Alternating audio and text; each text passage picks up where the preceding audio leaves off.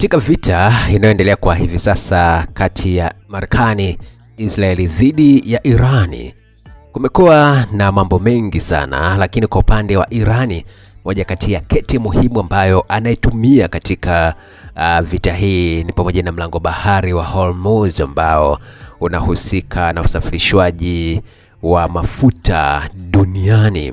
Sasa baada ya kuona kwamba mgogoro umekuwa mkubwa, yakaona isiwe kesi, akaamua kutumia kete hiyo na kufunga huo mlango bahari ili wote Marekani na mataifa mengine wote wapate mateso bwana. Sasa ni jinsi gani ambavyo mlango bahari wa Hormuz umegeuzwa na Irani kuwa silaha yenye nguvu zaidi duniani. Nami hapo nikawa nimeipenda hii makala ambayo imeandikwa na shirika la utangazaji la BBC, kwa maana shirika la utangazaji la Uingereza BBC, nami nikapenda basi niweze kukujuza. Vita vya Marekani na Israeli dhidi ya Irani vimedumu kwa zaidi ya siku 40 sasa. Vita hivyo vimegeuka kutoka kuizuia Irani kutengeneza silaha za nyuklia hadi kuitaka ifungue mlango bahari wa Hormuz. Vita hivyo vilipoanza vilikuwa vya kutaka kubadilisha utawala wa Irani, na mashambulizi mengi ya Israeli na Marekani yalikuwa yakiwalenga viongozi wakuu wa taifa hilo. Irani ilijibu kwa kuzishambulia kambi za kijeshi za Marekani katika mataifa ya Ghuba kwa makombora na ndege zisizo na rubani. Na vita vilipozidi kutanuka, Tehran iliamua kuvuruga usafiri wa baharini kwa kuzuia meli kupita katika mlango bahari wa Hormuz. Hatua hiyo sasa imeipa Marekani shinikizo kubwa pamoja na washirika wake wanaotegemea mafuta na gesi ambazo husafirishwa kupitia mlango huo. Jeshi la Iran la Revolutionary Guard liliona kuwa kudhibiti mlango huo wa bahari kutaipa Iran nguvu ya kimkakati kuliko kutumia njia za zamani za kujibu mashambulizi. Iran imetishia uchumi wa dunia na kuilazimu Marekani kubadili mtazamo wake, na sasa kutaka kufunguliwa kwa mlango bahari wa Hormuz umegeuka kuwa lengo kuu la vita hivyo. Ingawa Iran imetishia awali kuwa ikishambuliwa itafunga mlango huo wa bahari, pia tishio hilo halijawahi kutekelezwa kikamilifu kama ilivyokuwa imefanyika kwa hivi sasa. Katika vita ya Iraki na Irani, meli za mafuta zilishambuliwa ila mlango huo wa bahari haukufungwa. Sasa maafisa wakuu wa Irani na viongozi wa vikosi vya usalama wanajadili jinsi ambavyo wanaweza kudhibiti mlango huo kimkakati zaidi katika siku za usoni. Bunge la Irani kupitia tume ya usalama wa taifa wameandaa mswada wa kulazimisha meli zote kupitia mlango huo wa bahari.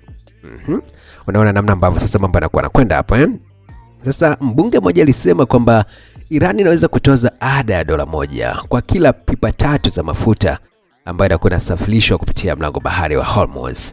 Sasa shirika la habari la kimataifa la Irani ilitoa taswira kuwa wameshinda vita hivyo baada ya makubaliano ya kusitisha mapigano kutangazwa.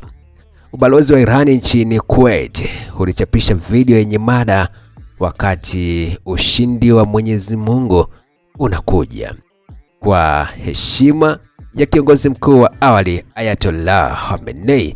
Hii ni nadharia ambayo imesambaa nchini Iran kwa wameshinda vita hivyo kwa kukataa ushawishi wa mataifa kigeni, hasa Marekani. Naibu rais wa taifa hilo pia aliunga mkono nadharia hiyo kwa kusema hii ni ushindi wa Khamenei ambaye aliuawa siku ya kwanza vita hivyo. Jeshi la Iran pia limerekodi hasara kubwa, huku uchumi wa taifa hilo ukiwa umeathirika baada ya miaka mingi ya kuwekewa vikwazo na Marekani, kwa maana vikwazo vya kiuchumi.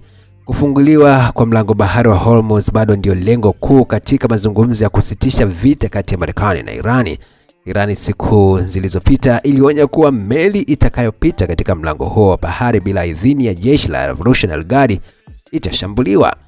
Naibu waziri wa mambo ya kigeni wa Iran, Saeed Khatibzadeh, aliambia BBC kwamba taifa lake litakuwa linatoa ulinzi wa meli zinazopita eneo hilo, na kusisitiza kuwa mlango huo wa bahari umekuwa wazi kwa maelfu ya miaka hadi Marekani ilipoamua kuishambulia Iran.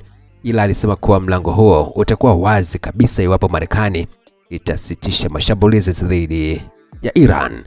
Khatibzadeh alisema Iran itazingatia kanuni za kimataifa za kisheria. Hata hivyo, alibainisha kuwa mlango huo wa Hormuz haupo kwenye maji ya kimataifa na kwamba usalama wa meli zinapopita eneo hilo hutegemea sana nia njema ya Iran na Oman. Mlango bado unajadiliwa chini ya sheria za kimataifa za bahari na mkataba wa Umoja wa Mataifa kuhusu sheria za bahari kwa maana ya UNCLOS, ambao unalenga kuhakikisha usafiri salama wa meli za kiraia baharini. Hatua inayofuata kwa Irani ni ipi sasa? Mswada uliowasilishwa katika bunge la Irani wa kudhibiti mlango huo una vipengele 9. Moja ya vifungu inasema kwamba meli za adui hazitaruhusiwa kupita. Irani inatoa huduma za usafiri na itahitaji kampuni za meli kuilipa Irani na kufungua akaunti katika benki za Irani. Pia meli zitahitajika kutangaza mzigo ambao unakuwa umebebwa. Huu ni mswada tata sana na bado haujapigiwa kura. Ikiwa Irani itajaribu kutoza ada kwa meli zinazopita katika mlango wa Hormuz, swali kuu ni kama Marekani na nchi za Magharibi na washirika wa kikanda watakubali hatua hiyo, na ukweli ni kwamba mpaka hivi sasa bado Marekani haijakubali. Ikiwa Irani itafaulu, hii basi itakuwa ni ushindi mkubwa wa kimkakati unaoonyesha uwezo wake wa kudhibiti mojawapo ya njia muhimu za bahari duniani. Hata hivyo, hatua kama hiyo ina hatari ya kuleta matokeo mabaya ya kusababisha Marekani na washirika wake sasa hali kadhalika wanachama wa NATO na mamlaka za kikanda kuungana dhidi ya Iran na hivyo kuchochea majibu ya pamoja ya kidiplomasia, kiuchumi na kijeshi. Ukweli mpaka hivi sasa ni kwamba Iran imejua namna ya kupigana vita. Yaani hawajataka tu kutumia mtoto wa bunduki, bali wameona sasa kama nyie mnataka kuleta vurugu ndani ya Iran kama Marekani na Israeli, basi na sisi tunazo njia.